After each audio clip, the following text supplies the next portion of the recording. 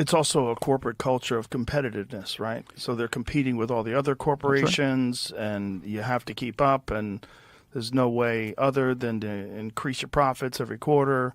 That's right. And That's right. That is exactly. You do the right thing by your workers. All right. That's a perfect example. So, you got Wall Street. Here's a fact. When we talk about it's not only income and wealth inequality that bothers me.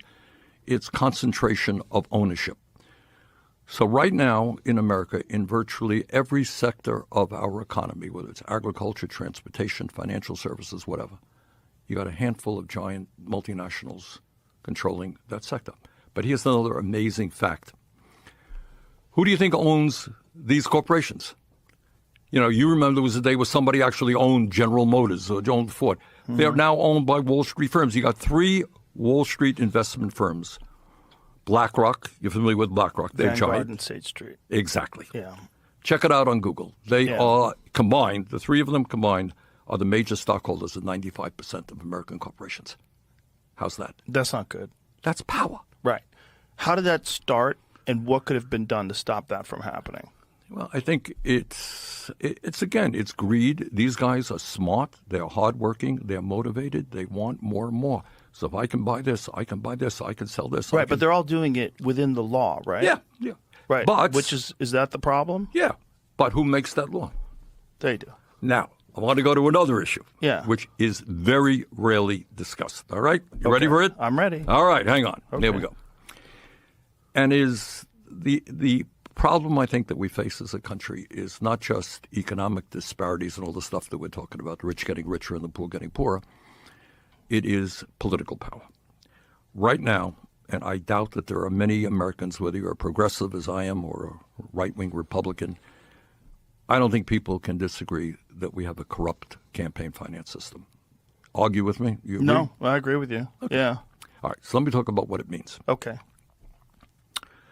As a result of the Citizens United Supreme Court decision, I think it's 15, 16 years old, what it says is you're a billionaire. You have now the constitutional right, because your money is your freedom of expression, right? So you don't like Bernie Sanders, you can put millions or hundreds of millions of dollars into a campaign and express your view about how terrible Bernie Sanders is, right. And you can buy that election, right? That's your constitutional right. I think that's probably the worst decision that the Supreme Court has ever made. So what is the result of that decision? The result of that decision, let's take us to where we are today, is that Elon Musk, and I know Elon was on your show, and he's here in Austin, huh? Yeah. Okay. And we could talk about Elon, but he spent $270 million to elect Trump as president. Okay. I think that's absurd that any one person. What's the most someone donated towards the Harris campaign? They spent a lot of money on Harris as well. They spent $1.5 billion just combined over the course of a couple of months. You got it. All right, let me talk about it. So I'm not here just to say it's a Republican. That's my point here. Right. Okay. So Musk spends that money, and what's his reward? He becomes the most powerful person in government for 3 or 4 months. Okay, fine.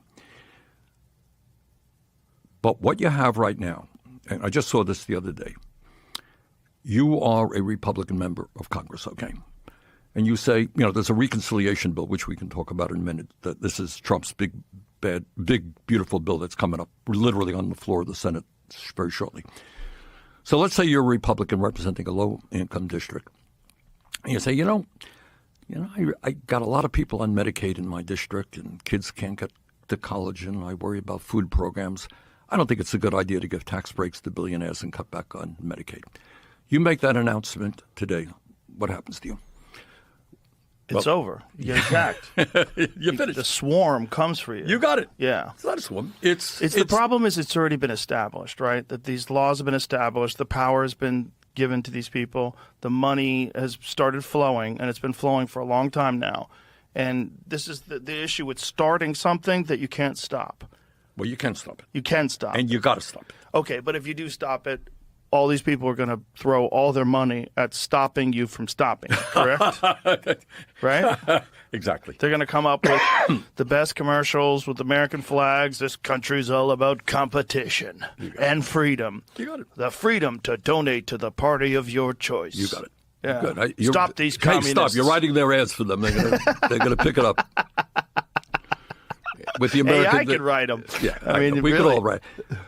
But then we got to take a deep breath and figure out where do we go from there. Now, I wanted to, in my point, as you know, I am the longest serving independent in American history. Yes. I caucus with the Democrats, I always have, but you can't hear me defending the Democratic Party on this issue because you're right.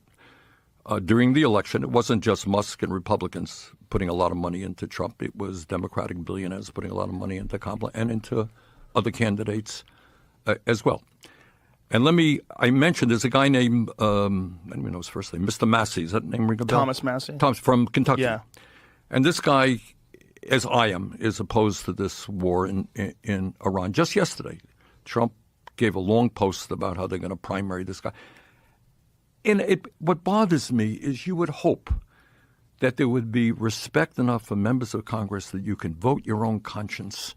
You could, represent your constituency. Every district is different in America. But right now, anybody stands up and say, well, I disagree with President Trump. Bam, you are finished. We're going to primary you. We got all kinds of money. You're out of there. Larry Fink, Soros, State Street, Vanguard, Blackrock. How much have you looked at what they're doing and what their ties are? I've looked at it. Yeah? Yeah. They're pretty much running everything. Yeah. S&P 500, the number that 88% of the companies on S&P 500, 88% of them, the largest shareholder of those companies is either State Street, BlackRock, or Vanguard. 88% of them. Okay.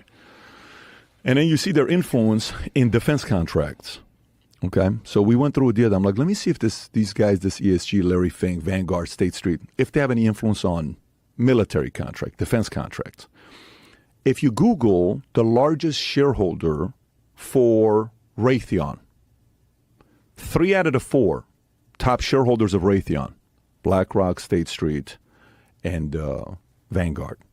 It could be top 3 with Raytheon, but I think it's 3 out of 4. If you go look up General Dynamics, if you go look up Boeing, if you go look up, Northrop Grumman, okay? And then you work backwards and you say, okay, how much money is that in what these guys are doing? You'll find the amount of money we spent in our military, $744 billion on how much we're making from defense, but you'll see some numbers saying last year is 13% of our GDP, which is around $850 billion. That's more than the next 10 combined. We gave more money to Ukraine than Russia spent on their military last year. And when you look at these contracts, then you're like, okay, Fink is there, these guys are there. Okay, let's go look at Hollywood. Same thing you see there. Let's go look at pharmaceutical. Let's go look at this. And you're like, wait a minute. These guys essentially have a monopoly. Well, how big is BlackRock? $10 trillion. How big is $10 trillion?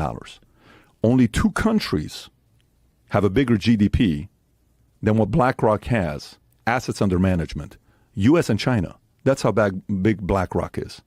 So then they went and they started getting all these other guys to sign on and say, hey, we want you to participate with the same thing as well with ESG.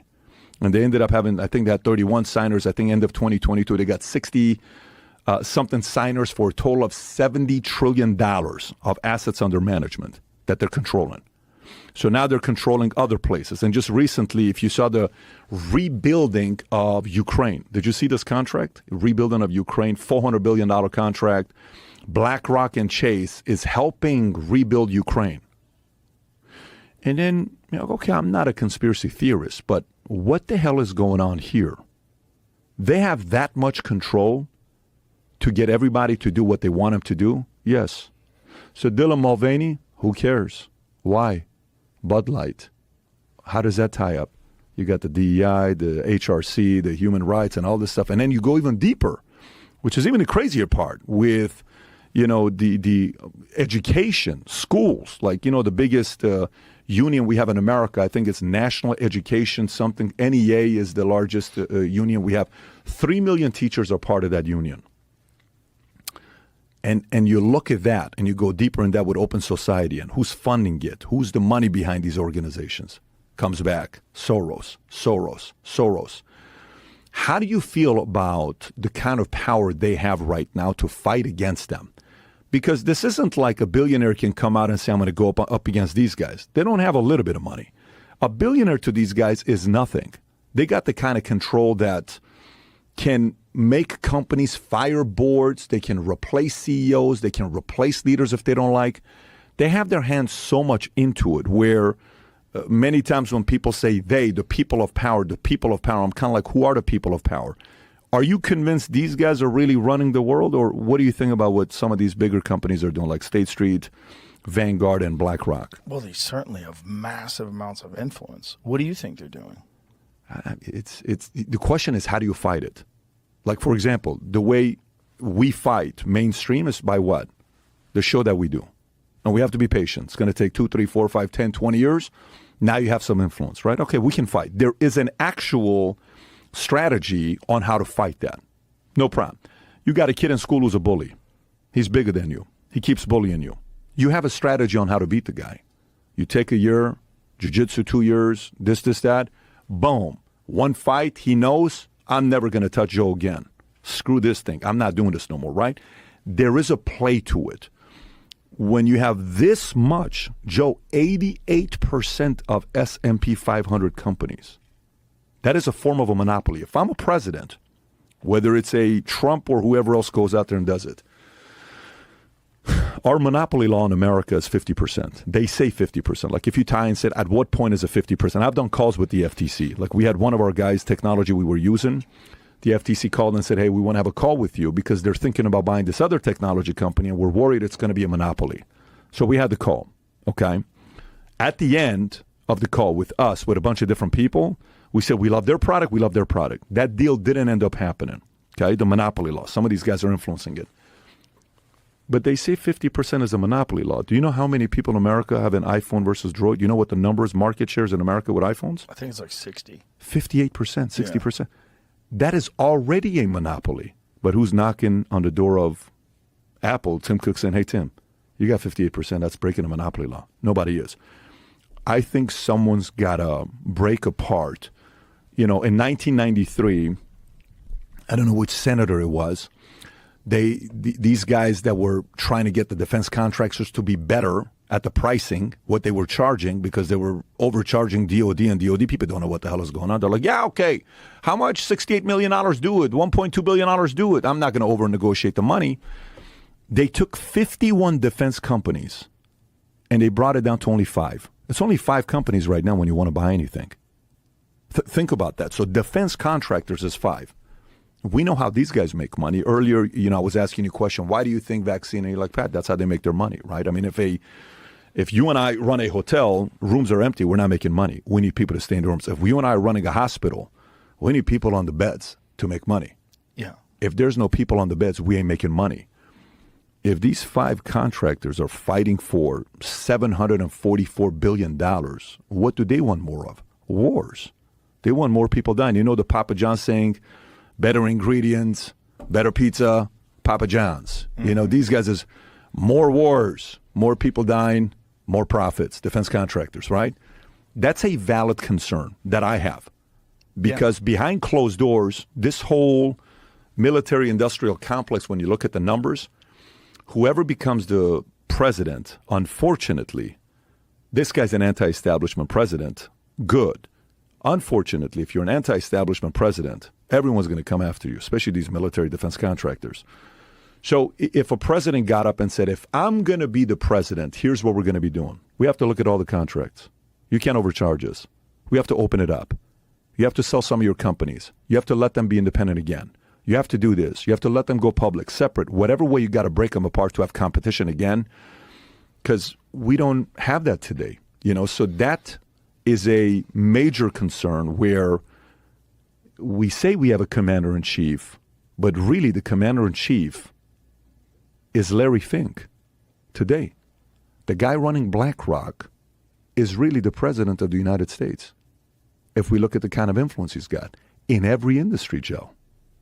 And he's like, well, I kind of feel bad. I'm ashamed that all the weaponization, the word, ESG is being used and all this other stuff. And Elon tweeted about the ESG. I don't know if you remember when Elon tweeted about ESG, saying the S in ESG is satanic. Okay? So this is a part where even a Charlie Munger, who is Warren Buffett's partner, says, look, I love Larry Fink, but I'm not interested in having an emperor. Some words like that he said about Larry Fink. So this motive, and by the way, Larry Fink is an interesting guy because he majored in college political science. His aspirations was politics. He accidentally got into money, and he learned a trade, and then he lost $100 million at 36 years old, I think, and then he teams up with Schwartzman, and they start this company, and after a couple of years, they got $5 billion under management, $8 billion, and $32 billion, and then they have a difference because, he wants to give equity, and Jamie's, Schwartzman's like, no, and then they separate. But influence of politics, you get into business, you're a billionaire, it's you, Soros. So I'm extremely concerned about what these guys are up to. And we think our president is the most powerful person. That person's not. Because behind closed doors, they're going to be like, look, guys, let's relax. That guy's only going to be there for 4 to 8 years. We're going to be all right. He'll be out. We're running the world. We're okay. We were running America, but now we're running the world. We control all the ETFs in America. We're controlling all this stuff. Everyone has to come through us, and we can tell everybody what to do because everybody fears not getting money from us, from being downgraded. A Tesla on ESG score is nothing, but a Philip Morris gets an A rating. How the hell the company that's Philip Morris has a better environmental social governance score, DEI, not DEI, but the CEI, the score they give it over Tesla? So they can bully some of these guys. Now, let me ask you this. What do you think the goal of ESG is? Why do you think they're establishing these sort of parameters? Like, why is ESG a thing, and what's the benefit of it for them? So Schultz said something very interesting. Schultz says, look, these guys are driven by money. They're not going to do anything to destroy an economy to lose their own money because they want that. I said, okay, it's a very good, Andrew Schultz. I said, that's a very good point, on what you're saying. Fine. So, you know how sometimes Michael Jackson, you see the interview with him with kids. Oh, they're just sleeping in the bed. That's all it is. And we're just having a great time and we're storytelling. And you're like, yeah, bro, I get it. It's a little weird. You got a 7, 8-year-old, 10-year-old kid sleeping in your bed and, all this stuff. And it's a little bit fishy what you're talking about here. It's not normal. Well, if you're in Hollywood and you've slept with as many people as these people sleep, and then eventually you have to have other options because what else do you do? You have to try new things. How many threesomes have you had? How many this? How many that? So you start trying all these other things, and sometimes these guys go to such and such place. Doesn't matter. It's kind of weird and fishy, right, on what you want to do. Great. Okay. So why are these guys doing what they're doing? You have all the money in the world. You live in a $100 million house. Not you, Larry Fink and some of these guys. I don't know if he lives in a $100 million house, but you got the money to live in a $100 million house. What else do you need? Right. You got nice cars. Jamie Dimon's got a $900 million art collection, according to an article. It's a nice art collection, right? You go to all the nice restaurants. You meet prime ministers. You meet presidents. And then maybe there comes a time when you're looking at a couple of these guys, they're presidents and prime ministers, and you tell yourself, I'd be a better president than you, bro. How the hell am I not reading the country? Or they tell themselves, you think you're a president? You're not a president. You work for me. What else is the motive? But ESG, how does that factor into But that? the point is control is what I'm saying. So the motive becomes control more than money. After you have all the money in the world, what's next? It's got to be control or a true vision. So Soros, when you're talking ESG, that story is a completely different story. You ever heard Soros' interview with 60 Minutes where he says, I see myself as a god? Have you ever seen this interview or what he says? No. Really? He said he sees himself as a god. Oh, my God. Jamie, do you mind pulling up the quote? I think it's, if you type in LA Times, Soros, God. If you type in LA Times, Soros, God, when you hear what he says, it's like the second to the last paragraph all the way to the bottom. The guy asks a question, about who he views himself as. I want to quote it properly, exactly what he says in this interview. Is there a video of him saying Yeah, 60 minutes. There's a video as well. So if you go all the way to the bottom, go a little bit higher, on the quote. No, go a little higher. I think it's a little higher. I'm kind of keep going higher. Sort of a keep going higher. Prevailing values. A little higher. There's a part where he says, keep going. What year is this article, by the way? Is this it's an old article. It's supposed October to be 2004. That's the one. This is the one. Okay, right there. It seems that Soros believes he was anointed by God. I fancied myself as some kind of a god. If truth be known, I carried some rather potent messianic fantasies with me from childhood, which I felt I had to control, otherwise they might get me in trouble. And then on the next line, when asked by Britain's independent newspaper to elaborate on the passage, Soros says, it is sort of a disease when you consider yourself some kind of a god, the creator of everything, but I feel comfortable about it now since I began to live it out. If you enjoyed today's episode on JRE Plus, don't forget to give it a thumbs up and share your thoughts in the comments below. Thank you.